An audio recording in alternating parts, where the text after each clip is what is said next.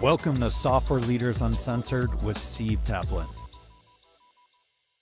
Welcome to Software Leaders Uncensored, where tech leaders drop the filters and just tell it like it is. I'm your host, Steve Taplin, a serial technology entrepreneur, published author of the book Fail Hard, Win Big, and CEO of Sonatify Technology, a nearshore software engineering firm. Today, I am joined by Matt DeBergalis, who is an MIT grad, a longtime engineer and open source leader. He's been co-founder, CTO, and is now CEO and co-founder at Apollo GraphQL. Matt, welcome. Thanks. Great to be here, Steve. Thanks. You bet. Matt, give us an overview of your company, Apollo GraphQL, what propelled you to start it, and some of the stuff you guys are working on.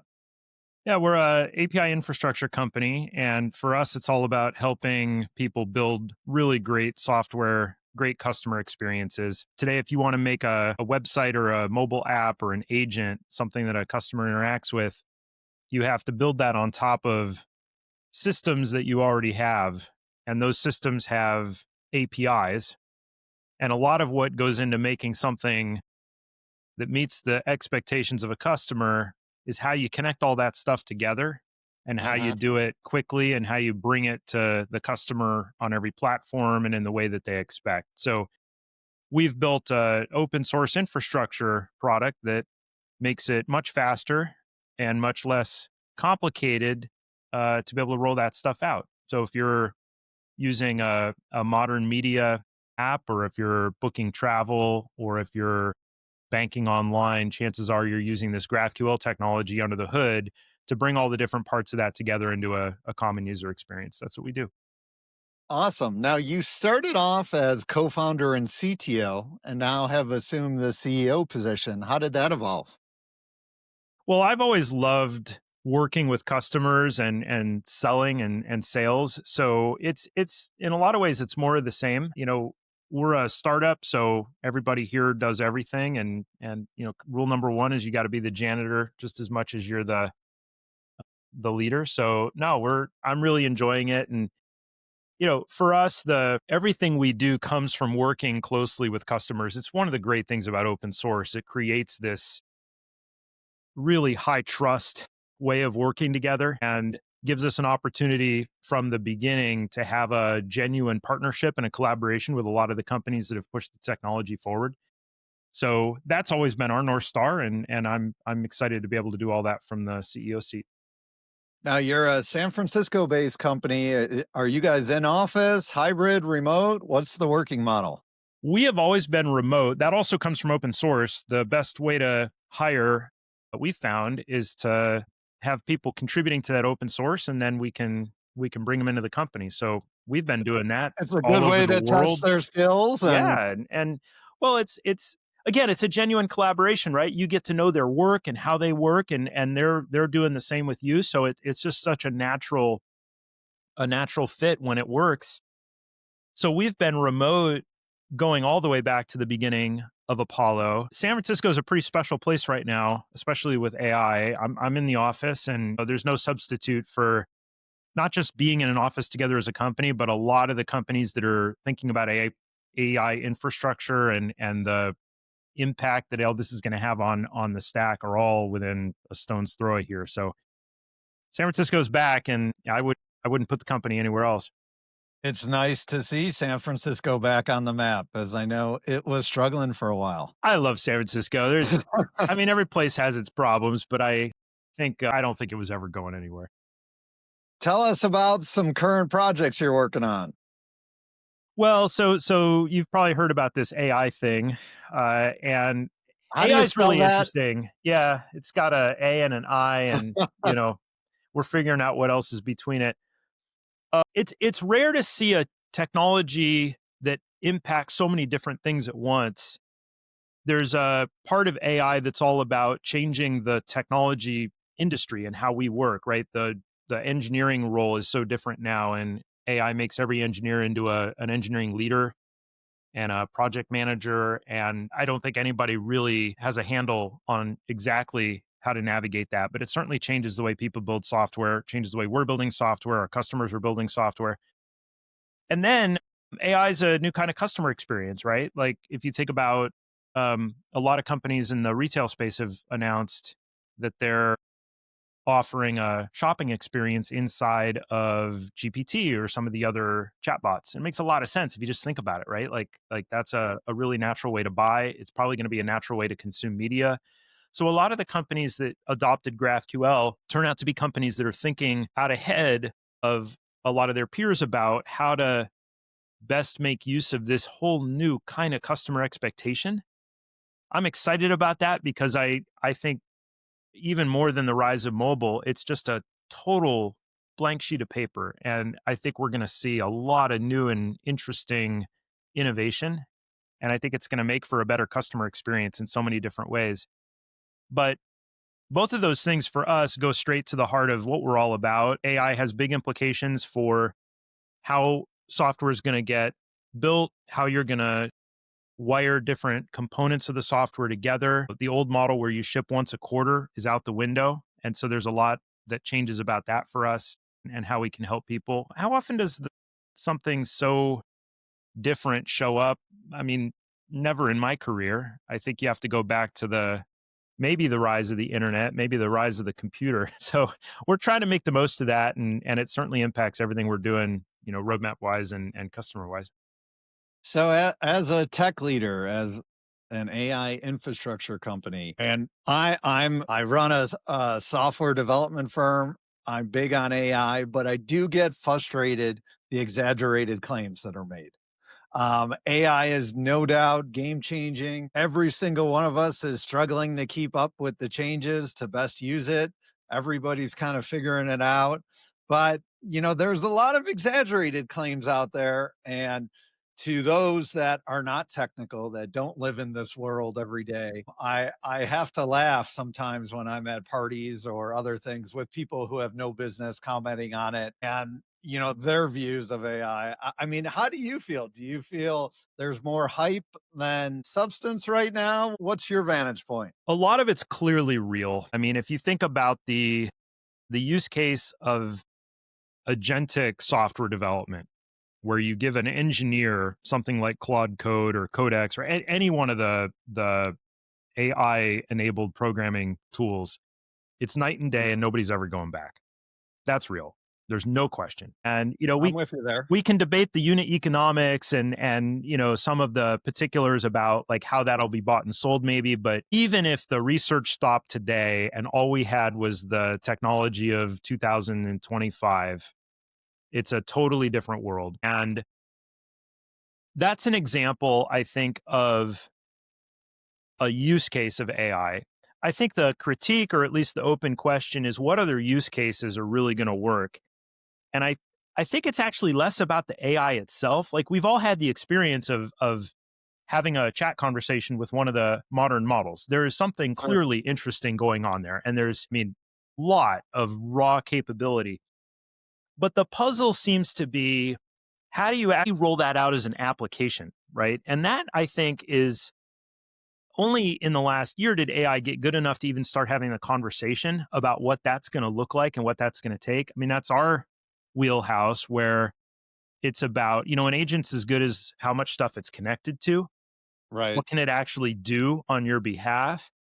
Where are we with like security and policy enforcement so that the AI doesn't go and drain your bank account instead of doing what it was you wanted to do? I mean, there's so much out ahead of us still, but I don't see that any differently from the early days of any new technology. I know a lot of people like the analogy to the railroads, right? Like railroads turned out to be pretty important, but there was a lot between the first tracks that got laid down and a real transportation network that changed the way that, industry worked. I think there's going to be years and years, decades really, of more work to do, but I'm bullish. I don't think there's any doubt that that work will happen. Um, and I think the potential is already, we're starting to see glimmers of it. I mean, if you think about some of what's really clunky about software today, we've got these fixed screens. They only work the way that the company thought they should work. Here's a real example. So if you think about a bank, banks have an interesting challenge. They've got retirees who are used to balancing their checkbook and want to protect their money in the bank. They've got, the millennials who are probably juggling a bunch of credit card points and rewards programs. And they've got Yeah. the 20 somethings. These are three different groups of people that have very different ideas of what a bank even is.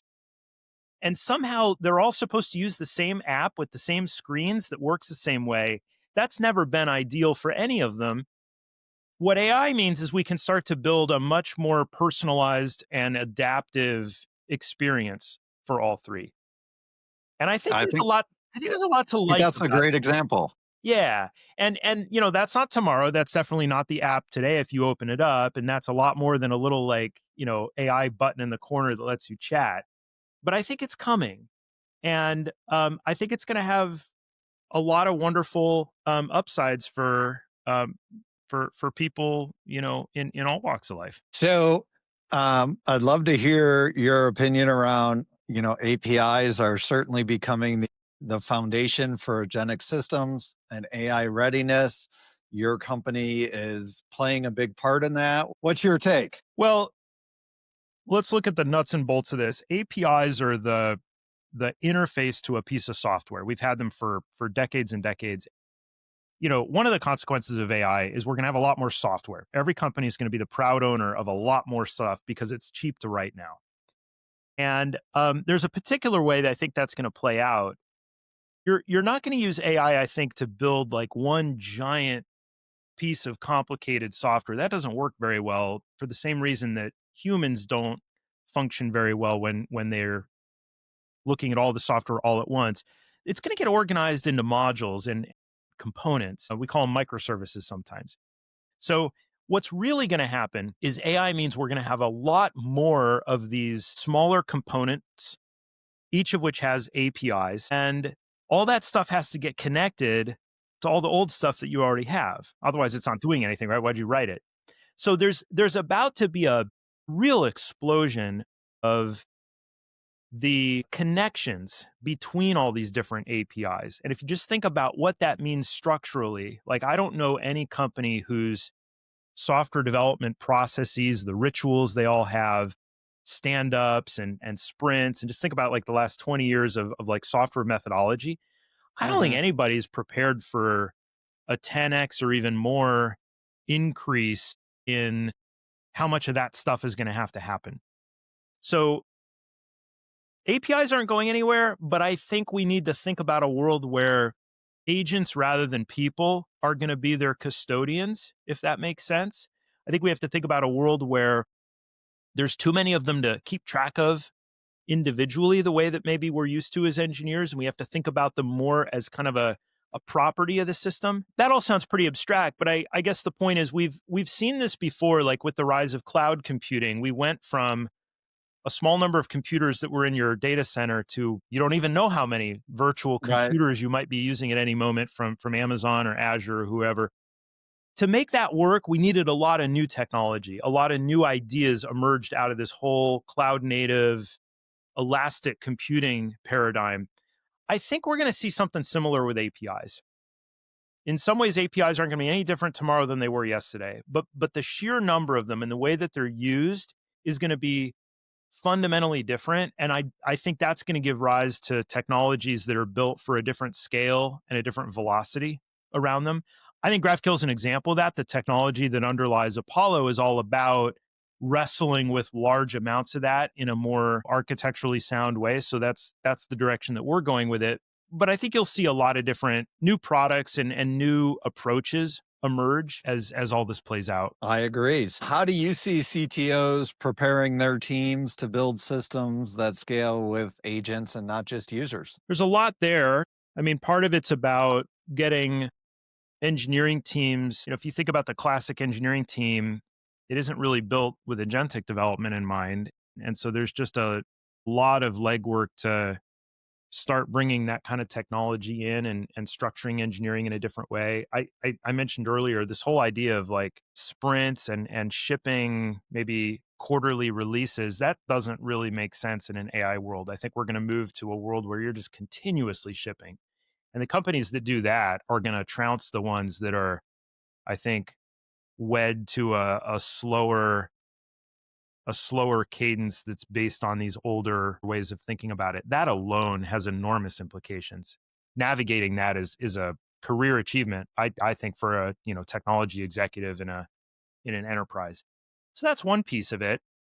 And then I think another piece is like, think about all the other functions that surround engineering, like the role of product management or the role of marketing or the role of there's a discipline DevRel, which is kind of marketing, kind of something else, where companies think about how do we attract developers to our product and how do we make our product a great fit for developers. And there's a movement now where people start thinking about, rather than developer experience, we should think about agent experience. And the primary user for a technology product might be an agent tomorrow rather than a human. That has some interesting implications for design and for how you want to prioritize different parts of the product surface area or where you do or don't invest in. This stuff's all really early. I mean, I think the majority of the thinking on this is only a year or two old. And the models are changing so fast and they're getting better so quickly that one of the things that people have found with AI development is you have to be prepared to throw everything away and do it over again every 6 months. Uh-huh. You know, if you build around the capability of a model a year ago, you might have been building a bunch of infrastructure around that model, only to find 6 months ago the model's got good enough that you don't need any of that infrastructure, but you need a different thing. Right. And so I know that's been really hard for a lot of organizations just to reckon with almost at a human level. But it's just the world we're in. And I don't think we're anywhere close to the point where the models are going to tap out and we don't see that same sort of reset every 3, 6, 12 months. There's a lot culturally that comes along with just accepting that and getting good at it. I wouldn't claim to be the furthest along, but it's the only way to operate, I think. And that's what we try to prioritize.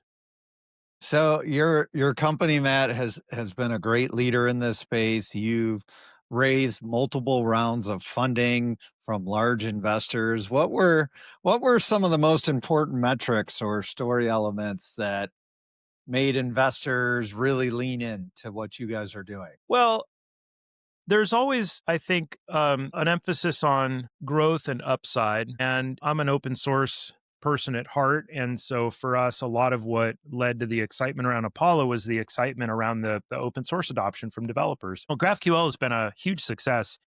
It's rare to see an API technology spread as quickly. Commissioned a report earlier this year from a firm that found GraphQL, and I think it's 70% of the businesses that they surveyed, both large enterprise and smaller companies put together. There's different stats out there, but APIs by their nature connect two things together. So they don't tend to spread as quickly as point solutions that can be adopted by just one person on their own. You literally need a multi-stakeholder agreement to roll out an API.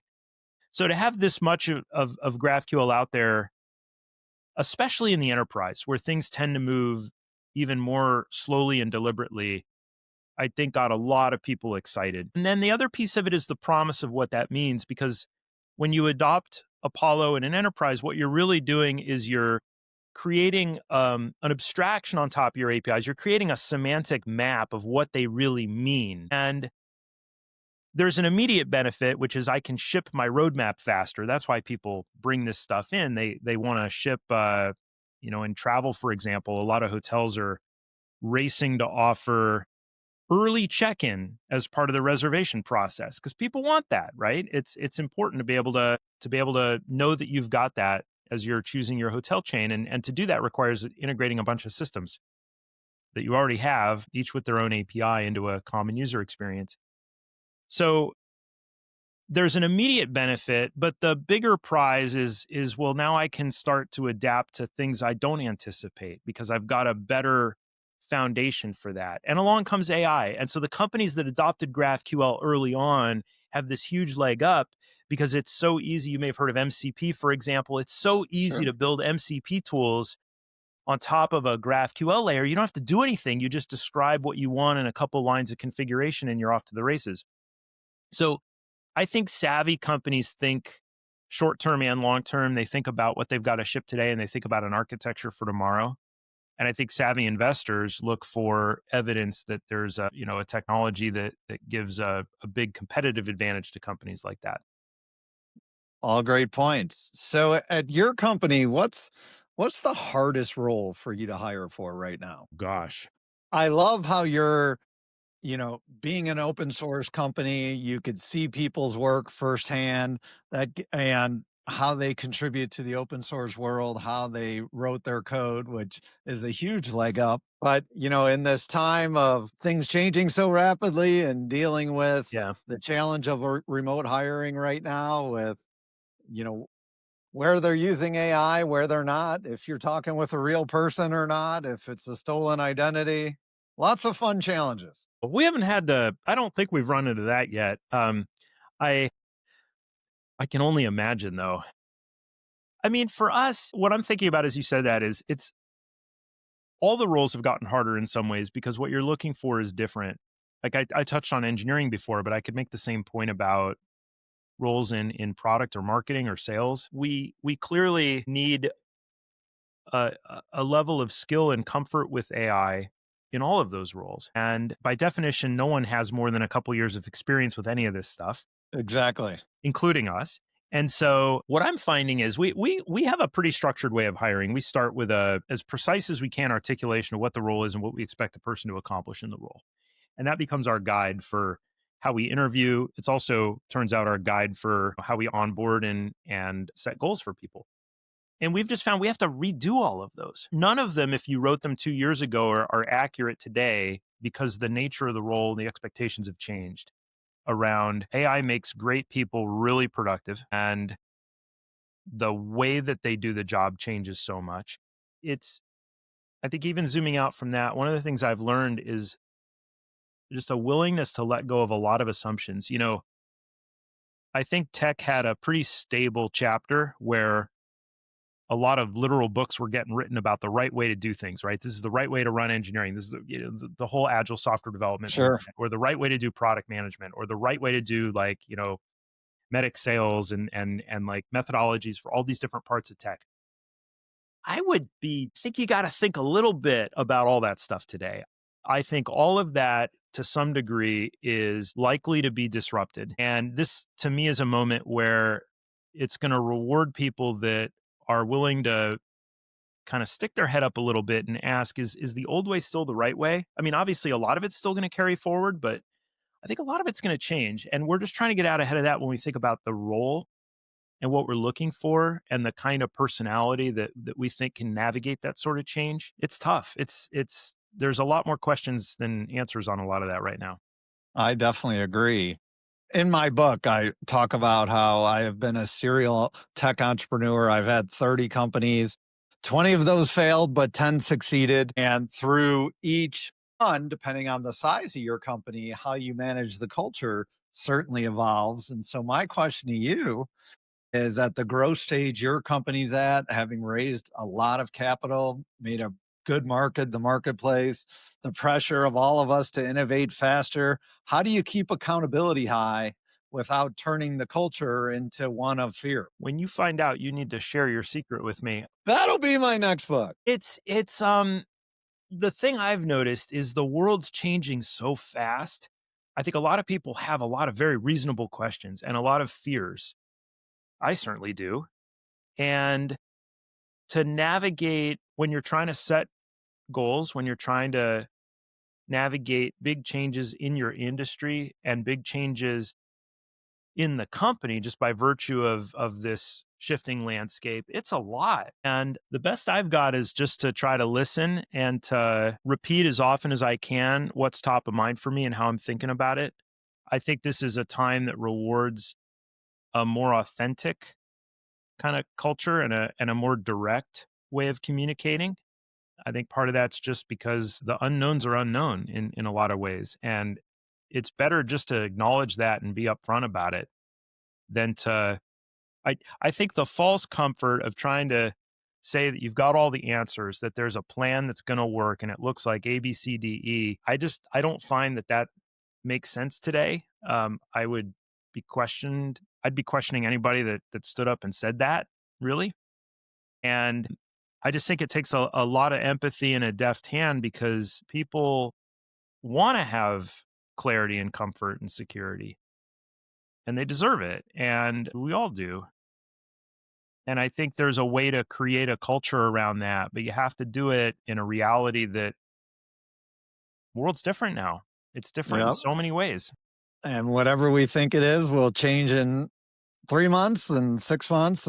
The changes are happening more rapidly now, which keeps us on our toes, keeps it exciting. So I'd love, especially based on your company, the last MIT enterprises. Why do you think that is? It's not the models, it's what surrounds them. Think about an enterprise rolling out an agentic project today. Do you have the infrastructure in place? I mentioned MCP. That's the important API protocol for agents. Do you have MCP infrastructure in place? Almost certainly not. How could you, right? This just showed up a Mhm. year ago.